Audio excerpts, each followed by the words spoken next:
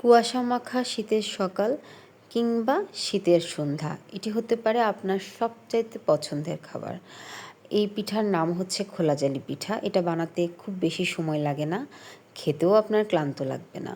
পিঠাটা বানাতে আপনার লাগবে চালের গুঁড়ি, ডিম, পরিমাণ মতো লবণ আর আলতো কুসুম গরম পানি। সব কিছু একসাথে ভালো করে মিশিয়ে নিয়ে তারপর এটা আপনি একটু 5 মিনিট রেস্টে রেখে দিবেন। তারপর আপনাকে নিতে হবে একটা মাটির খোলা। এই পিঠার জন্য স্পেশালি এই মাটির খোলাটাই লাগে, এই জন্য এটাকে খোলা জালি পিঠা বলা হয়। এই মাটির খোলা জালি পিঠাটা খেতে যেমন মজা, বানাতেও কিন্তু আপনার কাছে মজা লাগবে।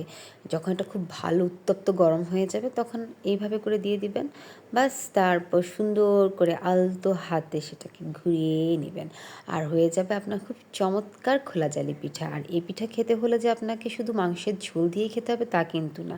সবজি ভাজি, ডিম কিংবা গুড়, চিনি, নারকেল যাই দিয়ে খান না কেন তাতেই বেশ মজা এই পিঠা।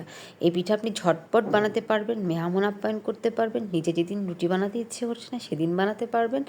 এই পিঠা বানাতে বানাতে যেমন ক্লান্ত লাগে না, ঠিক খেতেও ক্লান্তি লাগে না। আর দেখেন কি সুন্দর ঝটপট করে এই পিঠাটা হয়ে গেল।